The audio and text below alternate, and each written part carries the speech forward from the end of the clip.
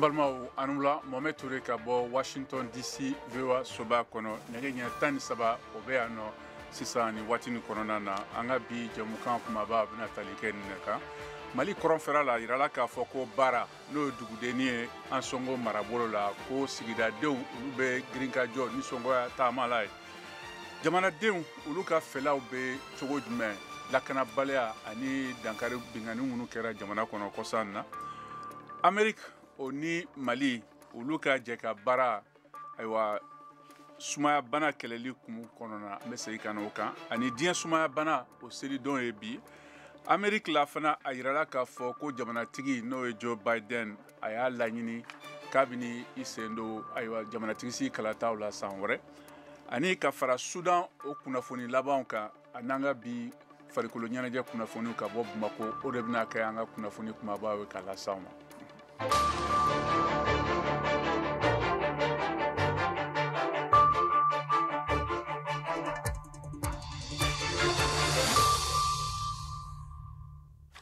Aba Mali jamana kɔrɔnfɛla la kɛrɛnkɛrɛnna an sɔngo marabolo la baara n'o sigida aywa kɔsan na bingani ni aywa basigibaliya cayara o mara kɔnɔna na dugudenw kɔni olu bɔra girinkajɔ la ka sirababa minɛ n'o ye Gawo ni Ɲamɛta k'o datugu Modibo Dambele n'o ye VOA Bambara fasiribaga ye ale ni a sigidadenw dɔw baro la an ka jɛ k'u lamɛn min sɔrɔla kunnafoni ko la. Baara ni Gawo o ye kilo 72 ye ani an sɔngo fana kilo 22 ɲɔgɔn don. Baara bɛ goudron da de la. Route nationale mun bɛ taa Niger, Gawo Niger baara bi o da de la. Baarakaw bɔra bi ni bi ye talata ye mardi le 25 avril bi de ye baara lɔgɔ fiyɛ ye. Donc u bɔra ka sira tigɛ k'a fɔ ko mobili ti don mobili ti bɔ. Bari nin waati laban ninnu na baara bɛ ka attaquer kosɛbɛ. Sufɛlaw fɛ marifatigi dɔw de bi na u bi don da ni da. Dimanche su u donna da ni da mɔgɔw siranna dɔw boli la u ye maa fila de fa cɛkɔrɔba dɔ a n'a den yan'o cɛ fana tilala ka na an ka conseiller dɔ u y'o minɛ k'o siri k'a fɔ fo ka wari o ko wari t'a bolo u y'a minɛ k'a siri ka muru yɛrɛ d'a la k'u b'a a bɔn'a nin na a denw sɔrɔla ka buruburuni dɔw fara ɲɔgɔn kan ko de b'u bolo u taara ni o ye nin waati laban ninnu na dugudenw bɛ ka siran musokɔrɔbaw bɛ siran denmisɛnninw bɛ siran cɛkɔrɔbaw bɛ siran bɔra ka se k'u ka nisɔngoya jira pour que k'a fɔ ko faamaw ka se ka u kɔfilɛ u la walasa lakana ka se ka la nati baara kɔnɔna na. Faama minnu bɛ yen u ye jaabi jumɛn di nin ko in na? U ye papier dɔ sɛbɛn k'a di préfetlakaw ma pour que k'a f'u ye sinon degun ninnu fɔra a mɛnna a ma daminɛ ɲina a bɛ san 2 wali san 1 ni kɔ bɔ u nana u ye baganw bɛɛ cɛ o ye baara mara bɛɛ ye o tɛ ko dogolen ye Mali bɛ bɔ kalama kuma bɛɛ n'a waleyaw kɛra a bɛ fɔ mɔgɔw b'u ka nisɔngoya jira wa kuma b'i fɔ fana. Sarasu tɛ yen wa ni finitigilaka tɔ minnu hali ni finitigilakaw bɛ yen olu bɛ se ka kɛ u bɛ Gawo ani an sɔngo waati dɔw la u bɛ se ka na. U ma deli ka na wa ou bien u tɛ kan ka fosi? U bɛ to ka na waati dɔw la u bɛ to ka na mais tu kɔni fɛ bi ta in kɔni ye mun ye population bɛ fɛ a ka dɔn k'a fɔ diɲɛ bɛɛ k'a dɔn Mali faamabaw k'a dɔn u se ye mun ye u ka se k'o k'an ye walasa lakana ka se ka la nati an ka sigida la. Aw ko k'a ye sɛbɛnni kɛ ka di préfet ma olu ye jaabi jumɛn di o la? Tile 2 in na an b'u jaabi makɔnɔ ani n'an ye mun ye tile 2 in na an bɛ tila k'o las'aw ma bari hali sura yɛrɛ mɔgɔw boli la parce que an kɛrɛfɛ dugu dɔ bɛ b'a fɔ ma ko Nɔniya o ni anw ye kilomètre 3 ye u donna da ni da ka bugɔli kɛ ka mɔgɔw bolofɛn minɛ baarakaw y'o mɛn dɔrɔn surɔ an bɛɛ jiginna an bɛɛ ye dugu bila an tilala ka segin parce que taayɔrɔ tan na baganw bɛɛ minɛna ka bɔ an bolo bagan foyi tɛ baara an ka baganmisɛnninw bɛɛ cɛra a bɛ waati jan bɔ. Halisa lakana hukumu kɔnɔna an bɛ segin ka na Bamako n'a yirala k'a fɔ ko lakana kow juguyalen don kosɛbɛ Mali la o ko caman kɛra nin dɔgɔkun tɛmɛnenw na minnu ye wale ye minnu ye siran bila sigidadenw kan dɔw fɛ fanga kan ka jatigɛ wale kɛlɛli fɔlɔya ayiwa dɔw fana fɛ ko o kunkan o baara nin bɛ bɛn jamanaden bɛɛ de ma o hukumu kɔnɔna na VOA Bambara lasigiden Bamako n'o ye Mariam Kuyate ale y'a ka kuma bara lase jamanadenw ma k'u ɲininka u fɛla a ko la an k'u lamɛn. Dɔgɔkun min tɛmɛlen filɛ kasara belebelew kɛla Mali kɔnɔ minnu ma duguma si la Mali soldasiw ka avion min binna fo ka taa se fariya tigilamaw ka binkaniw ma Mopti ani Naramara la min sen fɛ maa dɔw yɛrɛ taɲana maa caman fɛnɛ joginna Papa Keli kɛnyɛrɛ ye barakɛla don ale y'a yira k'a fɔ ko halisa dɔ ka kan ka fara Mali soldasiw ka cɛsiriw kan. Banbaci wale tigilamaw ka hakilina kun tɛ dɔwɛrɛ ye min y'an ka sɔrɔsiw ye kɛlɛkɛ minɛn kura minnu sɔrɔ n'u baselen kun don Mopti aéroport Ambodejo la Sevare u ka laɲini kun ye ka se ka taa olu tiɲɛ de an bɛ se ka min fɔ dɔrɔn hali bi an ka sɔrɔsiw ka to vigilance de la wa jamana in tɛ se ka giri ka bɔ bolola ten dɛ jamana in bi bɔ bolola dɔɔni de bari terrorisme dili donna kojugu anw fɛ jamana in kɔnɔna na. Fadima Kontawo kumaɲɔgɔnyakɛla don ale ka fɔta la ko jadimaw ka kɛwale juguw kɔ ko gouvernement de kan ka kɛ maa fɔlɔ ye min bɛ kunnafoniw jɛnsɛn jamanadenw ye. Les gens sont très mal informés sur la situation du pays. Gouvernement ka nin sigi ka fɔ ko ni attaque kɛra de ko communiqué bɛ bɔ k'a ɲɛfɔ mɔgɔw ye. Non, Mali langue joli de bɛ parler Mali la yan. Langue ka ca. Information ka diffuser dans toutes les langues. C'est bien vrai que avant u y'a daminɛ mais a ko lajɔra sira la. A ka diffuser dans toutes les langues k'a yira mɔgɔw la k'a fɔ ko l'insécurité, le terrorisme, c'est toujours une réalité au Mali. Fɛn minnu de don mɔgɔ ci t'a ban kuma dɔn mɔgɔw k'u hakili to u yɛrɛ la. An ka dɔn k'a fɔ maaw kɔni hakilina tɛ kelen ye nin waati in na. Ismail Sako parti PSDA ɲɛma don ale y'a yira k'a fɔ ko walasa ka fɛɛrɛ sɔrɔ nin ko in bɛɛ lajɛlen na ko sigi ka fɔ o de kan ka kɛ jadimaw o ni jamana ɲɛmaw fɛ. Ni jamanadenw ka hakɛ tɛ ka d'u ma donc jamanadenw laban bɛ muruti u ta fara banbajukɛlaw kan. Denmisɛnnin ninnu caman bɛ yen u tɛ baara sɔrɔ la. Service de sociaux de base tɛ yen, kalanyɔrɔ datugulen de don, kɛnɛyayɔrɔ datugulen de don, aides tɛ ka na. An ka impôt o tɛ se ka jamana bɛɛ bɔ ka jamanadenw bɔ ka hɛrɛ ɲɛsin jamanadenw ma. Donc min ka ɲi ani terroriste ka sigi ka bɛn an ka trêve kɛ n'o ma kɛ gɛlɛya bɛ sinsin an ka jamana kɔnɔ an ka laɲini t'o ye. Jihadimaw ka nin kɛwale in bɛ se ka bila minɛn jumɛn kɔnɔ? Abdul Sogodogo sɛgɛsɛgɛlikɛla don lakana bunakun kan ale bɛ o ɲininkali jaabi. A y'a bɛɛ y'a kɔlɔsi k'a fɔ ko sisan a b'i n'a fɔ u ka baaraw kɛcogoyaw u bɛ jamana hakili suɲɛ cogoya minnu la u bɛ ka yɛlɛmaw don o la o bɛ faamuya fana ka d'a kan jamana ye minɛn kura minnu sɔrɔ n'o ye jamana yɛrɛ ka kɔlɔsili barika bonyana. An bɛ se ka min fɔ o ye ka armée encourager hali sisan a ka renseignement humain bila ɲɛfɛ parce que ni renseignement tɛ a kun tɛ se ka dɔn cogo si la k'a fɔ ko ninnu nalen yɔrɔ min attaqué u ka kun ka se ka bɔ marade joona. Mariam Kuyate ka laseli don ka bɔ Bamako, VOA Bambara. Halisa Bamako laseli dɔ kɔnɔ min gansira bi avril kalo o tile 25 san 2023 ayiwa diɲɛ sumaya bana don seli senfɛ Ameriki jamana lasigiden so min bɛ Bamako o y'a jira ko Ameriki ni Mali olu bɛ ka fara ɲɔgɔn kan walasa ka sumaya bana kɛlɛ. VOA Bambara kunnafonidila Kayatu Tarawele ale b'a ɲɛfɔ an ka lamɛn.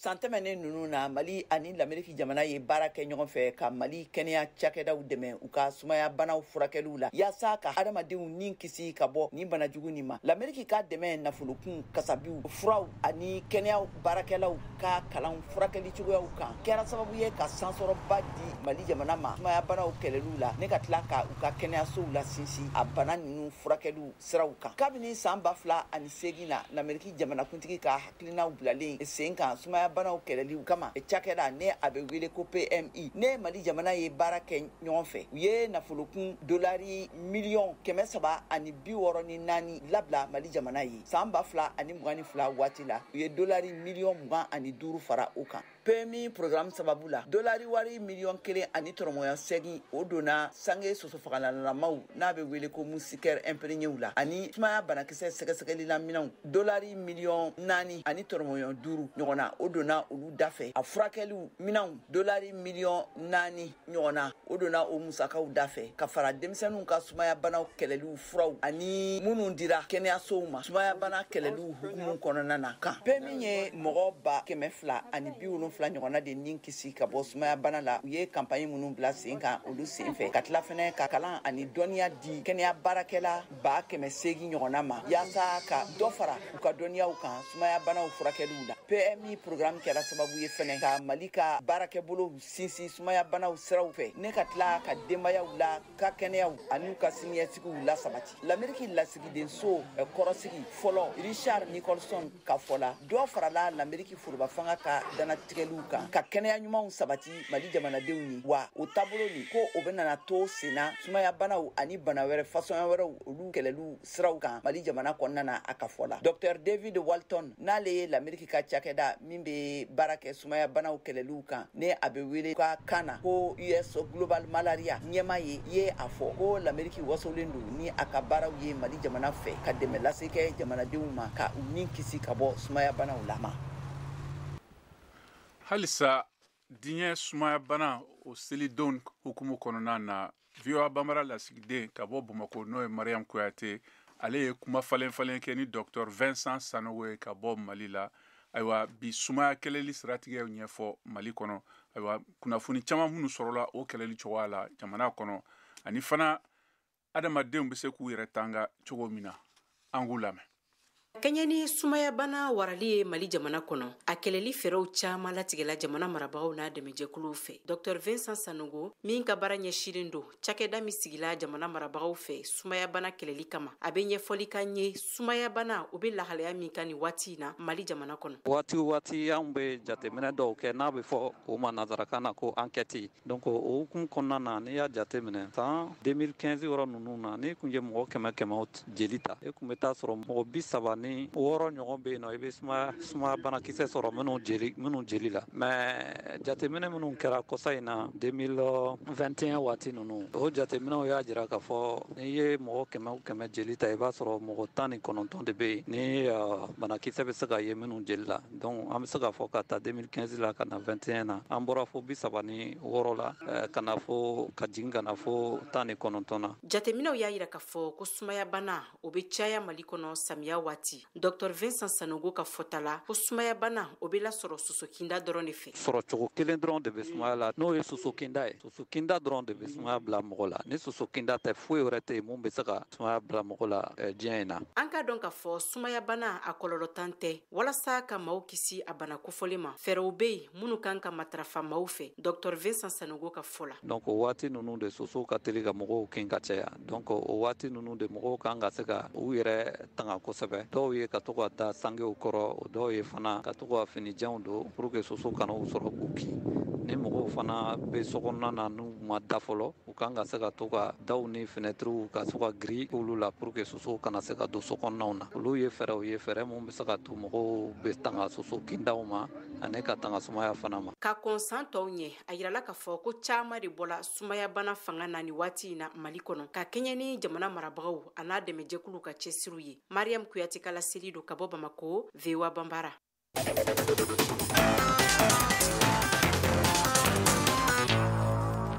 Sisan an ka kunnafoni farafina gun fan wɛrɛw la an bɛ taa Kenya n'a yirala k'a fɔ ko sukura tan bɔra tarata don sɔgɔma kɔngɔ dɔ kɔnɔ Kenya kɔrɔyan fan fɛ polisiw bɛ ka sɛgɛsɛgɛli kɛ yɔrɔ min na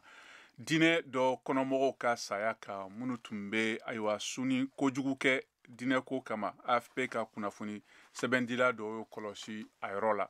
su 5 minnu sirilen bɛ su bɔrɔ bulamaw kɔnɔ olu tun bɛ yen ka sɔrɔ 5 wɛrɛ bɔra jamana kaburu dɔ la min man dun kosɛbɛ kunnafonidilaw ka fɔ la o kɛra sababu ye ka mɔgɔ 83 faga nin ko nin na min ye sira ni dimi bila ni jamana nin na farafina kɔrɔyan fan fɛ RDC a yirala k'a fɔ ko san 10 kamalen dɔ sara a joginen tasuma fɛ ayiwa tile kelen ka kɔn o ɲɛ bogotigininw ka lakɔliso dɔ la Congo jamana saheli kɔrɔyan fɛ furakɛliw ni denbaya maaw ka kunnafoni di seereyaw la tɛnɛndenw na kalandenw joginna n'u tun bɛ ka pan ka bɔ Mwanga o lycée sanfɛ n'o ye ayiwa duguma kalansira ye walasa ka kisi tasuma ni min ye katoliki lakɔliso ni bonw tiɲɛ Kolwezi Lualaba mara faba la mɔgɔ 132 ni kɔ de donna ka taa n'u ye dɔgɔtɔrɔso la ka kɛɲɛ ni jamana fanga ka jate labanw ye.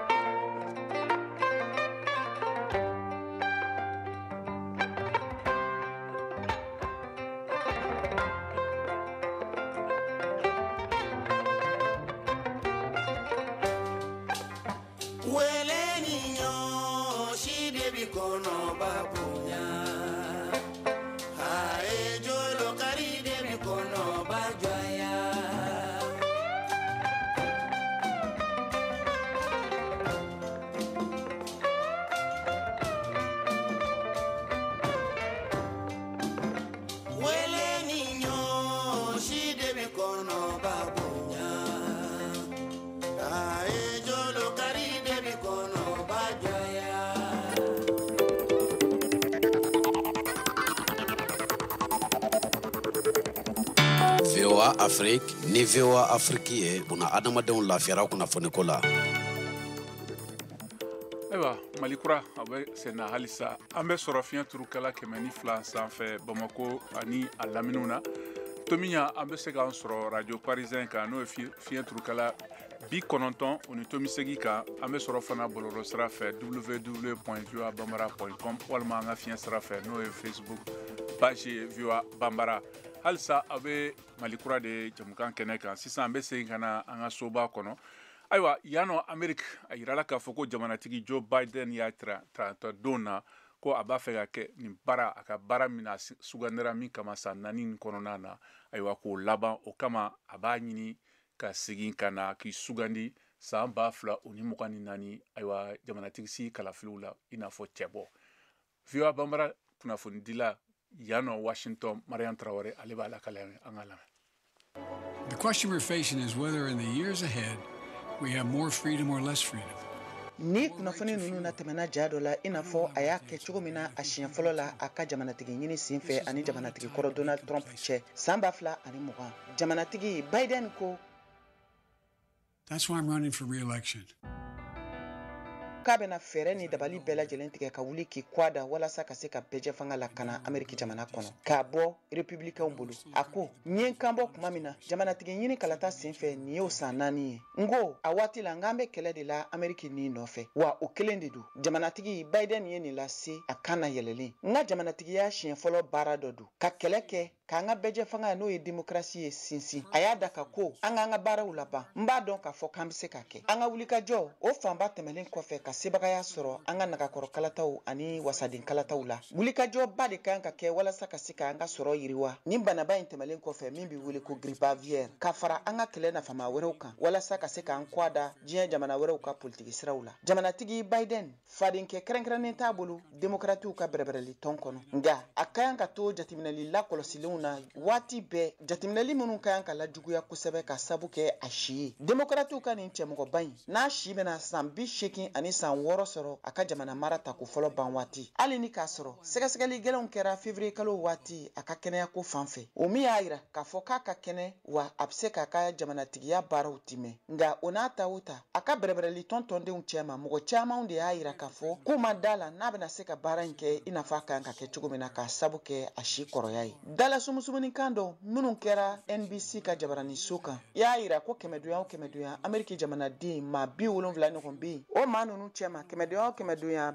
51 b'a la minnu bɛɛ lajɛlen ye démocratiw ka bɛrɛbɛrɛli tɔntɔndenw ye ka jateminɛliw y'a yira k'a fɔ ko Ameriki jamanatigi Joe Biden ma k'a kanbɔ ko kura Ameriki jamanatigi sigi o kalata cɛbɔya nɔfɛ nka jamanatigi Biden kɔni y'a kanu ka jaabili kɛ ka taa ni a yɛrɛ ka hakilinaw ye a ko o la a ye ne lajɛ nin ka kan k'a yira de k'a fɔ ko kalatalaw ka kan k'u banba politiki yɛrɛ ka taa ɲɛ kan n'o sera ka to a ka se ka sebagaya sɔrɔ a ka jamana kɔnɔ ani ka fara ani diɲɛ jamana wɛrɛw cɛ teriya siraw kan walasa ka se ka dɛmɛ don Ukraine jamana ma a k'i kwada Rusi jamana kwa la a ma sɔn ka jalatigɛli fosi kɛ ɲiningaliw kan min bɛ tali kɛ a siko kun kan a ka nin ja in kɔnɔ n'o ye video ye ja min laban na a yɛrɛ k'a fɔ k'a ye nisɔndiya yɛlɛ dɔ kɛ ani ka yɛlɛko kumanin dɔ fɔ ka ɲɛsin jama ma Stand up for our personal freedom. Stand up for the right to vote and our civil rights. Aw de bɛ kunnafoni mɔlen sɛnsɛnlen di anw ma bamanankan na VOA Afrique filɛ nin ye 102 fiɲɛ sira kan Bamako Mali la.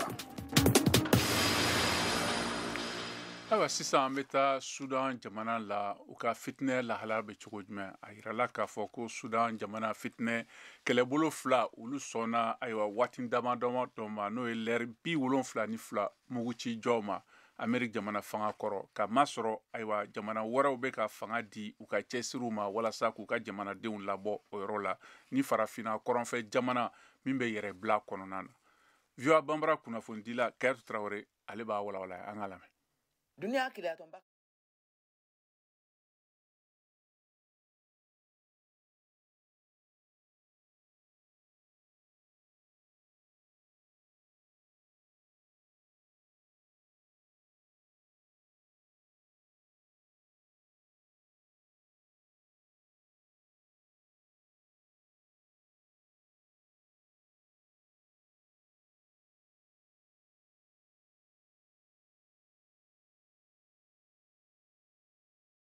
Alburan n'o bɛ foroba sɔrɔdasiw ka ɲɛmɔgɔya la bɛ ɲɔgɔn jalaki dankariliw la fitinɛ lajɔ ni layidu dilenw na kan ka segin kɔfɛ a tun tɛ se ka dɔn cogoya si la a nɔgɔnin na ni ka sɔrɔ fitinɛ gɛlɛn min ne a ye dankari kɛ kosɛbɛ Darfour sigida belebeleba in na kabini kɛlɛ nin daminɛ waati la avril kalo tile 15 kuma na fanga dɔgɔyara a ka ca ni mɔgɔ 450 ɲɔgɔnna ye minnu nin tora kɛlɛ nin na ne ka tila ka mɔgɔ 4,000 ɲɔgɔnna jogin kabini avril kalo camancɛ fanfɛla waati la Sudan jamana kan ka da duniya keleya tɔnba ale ka laseli labanw kunnafoniw kan la nka kuma ɲɔgɔnya gɛlɛn kɔfɛ Sudan foroba fanga sɔrɔdasiw ani banbanci sɔrɔdasi sɔnna ka dansigi kungurunin kɛ fɔlɔ jamana fan bɛɛ lajɛlen na l'Amérique kɔ kan ko kutigi ka laseliw la waati damadɔ dɔrɔn sani layidu dilen ni dansigi kungurunin nin kan daminɛ cɛla la ntɛnɛndon na sufɛnɛgɛ ɲɛ 22 waati la kɛlɛkɛla ninnu ye maramafɛnw sɛmɛliw waati kungurunin kɔnɔna na yaasa ka sira bila dɛmɛkɛlaw ɲɛ sɛbɛntiya ka da o waleya ninnu kan mɔgɔ 270 jate ɲɔgɔnna bɛnana boli ka bɔ jamana kɔnɔna ka u kunda Chad ani u sigiɲɔgɔn Sudan bayan fanfɛla fɛla jamanaw kan duniya keleya tɔnba ka kɛlɛɲɛbolilaw ka cakɛda HCR ka fɔ la Khaled Omar Youssef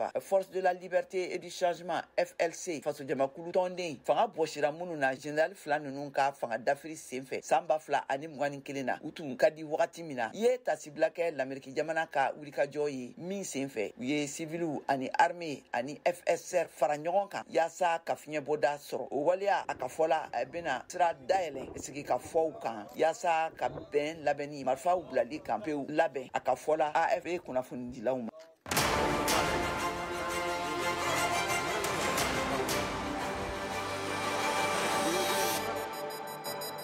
A y'aw ka kunnafoniyaw sɔrɔ don o don sɔgɔma VOA tabalen kan VOA Bambara ka tile kunnafoniya kun fɔlɔw sanga 30 kɔnɔna na o bɛ kɛ don o don tɛnɛn ka taa bila juma la sɔgɔmada nɛgɛ kaɲɛ 7 mana tɛmɛ ni sanga 30 ye wa segin bi k'a kan tuguni nɛgɛ kaɲɛ 9 waati ni VOA tabalen ye a y'aw ka tile kunnafoniya kun fɔlɔw sɔrɔ Mali ale ni diɲɛ bina kun kan VOA tabalen ka kunnafoniya kunkun n'a ɲɛɲɛ di aw ma n'an baaraɲɔgɔnw ka wulikajɔ ye Mali kɔnɔna na farafina ale ni diɲɛ fan 14 bɛɛ lajɛlen.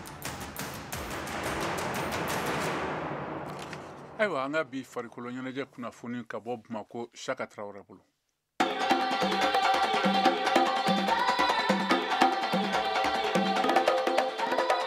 Handball kunda challenge trophy farafina ɲɔgɔndanba dɔ min kun cɛra Bamakɔ kari tɛmɛnen avril kalo tile 23 san 2023 tiɲɛ don Mali musomanninw ma se ka jɔyɔrɔ fɔlɔ sɔrɔ a kɛnɛ kan nka kalan caman sɔrɔla a kɔnɔna na Mali musomanninw kadew degeli karamɔgɔ Abdoulaye Fofana ka fɔ la denmisɛnninw ye hakilina caman sɔrɔ u ye expérience caman sɔrɔ a expérience a bɛ n'u servi a b'u mako ɲɛ don nataw la n'Ala sɔnna kadetu ye jɔyɔrɔ 7nan de sɔrɔ i ma fili a ye fari ma faga ko la kɔni a ye n fari ma faga k'a da kan laɲini kun ye a daminɛ na ka taa jɔnjɔn nɔfɛ n'i ma jɔnjɔn sɔrɔ i bɛ place wɛrɛw ɲini an ye baara kɛ o kɔnɔna na compétition tournoi bɛ taa ban yɔrɔ o yɔrɔ denmisɛnninw fana ye fɛn caman faamuya k'a daminɛ tournoi daminɛ ka na laban na équipe amélioré la kosɛbɛ n bɛ fɛ halisa an denmisɛnninw ka continuer nin baara in fɛ baara de bɛna to sen na walasa u ka kɛ jolenw ye san nataw la don nataw la kalo nataw la o ye an ka laɲini ye ni nin banna an ka sigi ka fɔ kɛ mun ɲɛna mun ma ɲɛ donc an yɛrɛ fana hakilina ye min ye an b'o yira fédération na an ninnu organiseli ka ɲi o de la comme ça handball bɛ mɛn mɔgɔw tulo kɔrɔ a bɛ mɛn mɔgɔw ɲɛkɔrɔ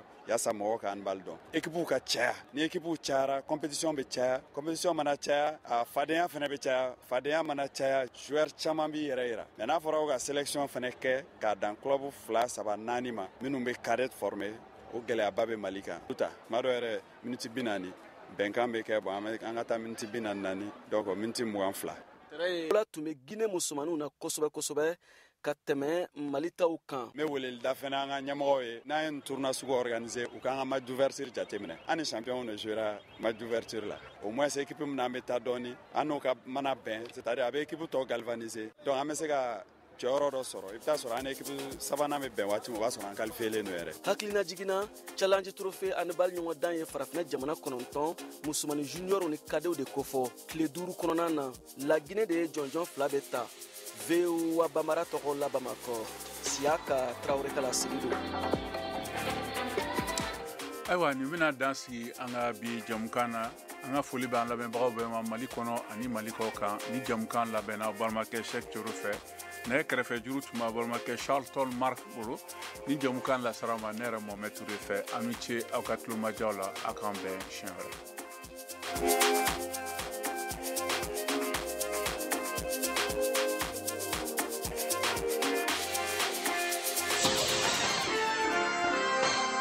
kunnafoni min bɛna d'aw ma nin ye kunnafoni kɛrɛnkɛrɛnnen ye ka bɔ Ameriki fanga ɲɛmɔgɔw ka laseliw ye ka se diɲɛ ma. Jateminɛliw y'a yira k'a fɔ ko muso saba muso kelen de bɛ yen minnu kelen don k'u kanbɔ sɛnɛ la min kɛra dunuya keleya tɔnba Nations Unies a ka bolofara min sigilen don da dumuniko ani ka fara sɛnɛko kan FAO olu ka laseli ye ko nin jatebɔlen in bɛ ka yɛlɛ diɲɛ fan caman fɛ wa ko min bɛ ka danfara don sɛnɛ yiriwali baaraw la kɛmɛdonya ni 24 ye cɛw ani musow ni ɲɔgɔn cɛ min dalakɛɲɛlen don sɛnɛ nasiraw fɛ diɲɛ jamana camanw de bɛ yen hakilina baara minnu sun sigilen don o jamanaw kɔnɔ min bɛ danfara bɔ cɛw ni musow ka hakɛw la n'a tun kelen don ka muso camanw de senbɔ dalakɛɲɛli sira fɛ sɛnɛ yiriwali baaraw la musow cɛma kɛmɛdonya ko 20 ɲɔgɔn de bɛ yen minnu jɔyɔrɔ bɔlen don u bolo sɛnɛ kun kan ka tɛmɛ cɛw kan nin bataki kofalen in min labilala dunuya keleya tɔnba Nations Unies ka sɛnɛ ani da dumuniko cakɛda fɛ ko a muso kofalen ninnu caman bɛ yen minnu bɛɛ lajɛlen bɛ yen ni dugukolo t'u bolo i n'a fɔ a bɛ cɛw bolo cogo min na wa ko se t'a caman ye ka se k'u tigɛ da sumansiw ani sɛnɛfɛnw kan minnu nafa ka bon kosɛbɛ ka taa se angɛrɛ ma walasa ka se ka dugukolo la baara ko k'a sabu kɛ wolomali sira minnu talen don ka ɲɛsin ni musolaka ninnu ma minnu bɛ sɛnɛ ca kɔnɔ don kɛrɛnkɛrɛnnen min ni o sigira walasa ka se ka ba don sɛnɛko la walasa ka se ka sɛnɛ yiriwalibaliya kɛlɛ ni a bɛ wele ko journée d'insécurité alimentaire croissante y'a yira k'a fɔ ko hakɛ minnu n'o damakɛɲɛlen don cɛw ni musow cɛ ka taa sɛnɛ yiriwali baaraw kun kan n'o nafabɔ siraw bɛ sɔrɔ u ka sɛnɛ yiriwali baaraw kɔfɛ saraw sɔrɔli ma ko dɔ bɛ se ka fara o hakɛ kan diɲɛ jamanaw kɔnɔna sɔrɔfɛnw na k'a nafolo kasabi bɛ sɔn ka se $1 miliyari kelen ma wa ko min bɛna sɔn ka dɛmɛ don ko ka se ka dɔ bɔ sɛnɛ yiriwalikow ni da dumuniko gɛlɛyaw ma n'o bɛ wele ko situation d'insécurité alimentaire n'a nafolo bɛ se $45 miliyɔn ma jateminɛliw y'a yira k'a fɔ ko muso camanw de bɛ yen minnu tɛ ka se ka taa ɲɛ sɔrɔ o min bɛ k'a to u ka se ka segin kɔfɛ u ka sɛnɛ yiriwaliw la k'a ka nɔgɔn i n'a fɔ o ni kunnafoni ninnu lasera Samantha Power fɛ ale min ye dunuya keleya tɔnba Nations Unies ka baɲumankɛtɔn min sigilen don diɲɛ dɛmɛw kama n'a bɛ wele ko USAID o ɲɛmɔgɔ dɔ don a ye sinsinni kɛ ka taa dunuya keleya tɔnba ka nin bolofara min sigilen don da dumuniko ani sɛnɛ yiriwalikow ma FAO a ka nin bataki bɔlen kan min kɛra san 2011 a lajɛra sen fɛ welewelekan min bilala Ameriki jamanaden nin fɛ FAO tɔgɔ la min bɛ tali kɛ musow ka hakɛw koɲɛ kan da dumuniko ni sɛnɛ yiriwalikow baara ma a y'a lase o sen fɛ ko hali ni k'a sɔrɔ nafasɔrɔ sira dɔw tun sɔrɔla kabiri waati jan k'o tɛ labɔli kɛ a ko an b'a fɛ ka yiriwali sira caman wɛrɛw de ye wa an ka ka dɔ fara an ka jijali kan walasa ka se ka gɛlɛyaw bɛɛ lajɛlen wuli ka bɔ yen sariya minnu sigilen don min bɛ tali kɛ musow sen bɔli walima u bilali la kɔfɛ dugukolo sɔrɔliko la walima ka se k'u ka nafolow bila warijiginɛ kɔnɔ ni o bɛ wele ko compte bancaire ko hakɛ minnu bɛ o sariyaw kɔnɔ n'o bɛ bolokɔni si musolakaw ma k'a fɔ k'u ka kan k'u wasa don denw na an'u ka du kɔnɔnaw la ko ka dan sigi o la Ameriki baɲumankɛtɔn USAID ɲɛmɔgɔ Power ye kunnafoniyaw di min bɛ tali kɛ u ka hakilina kuraw tali kan n'o de ye k'a yira k'a fɔ ko wulikajɔ hakilina fɛɛrɛw o fɛɛrɛ minnu tigɛlen don ka ɲɛsin musolakaw ma u ka se ka yiriwa ngilɛkan yɛrɛ la n'u ko a ma ko GROW a y'a yira o sen fɛ ko ka kɛɲɛ ni nin hakilina ninnu sariya sigili ye sen kan ko dunuya keleya tɔnba ka baɲumankɛtɔn USAID bɛna wulikajɔ baaraw kɛ ni Ameriki jamana ka wasaden bulon ye n'o ye kɔngrɛ ye walasa ka se ka dɔ fara sɔrɔ yiriwaliw kan ka taa musolakaw fan fɛ minnu bɛ sɛnɛ ani dunkafa kɔnɔ min nafolo kasabi bɛ se $335 miliyɔn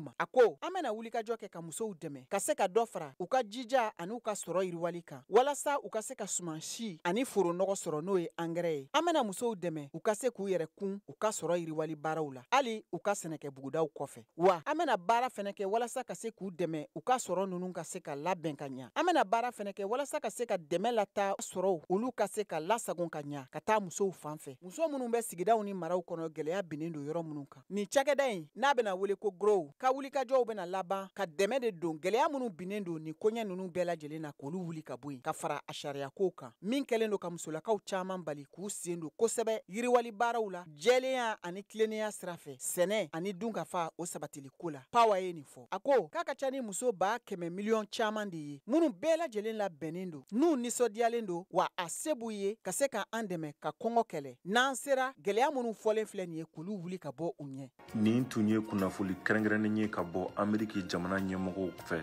u ka laɲiniw n'u ka lasew ka se diɲɛ ma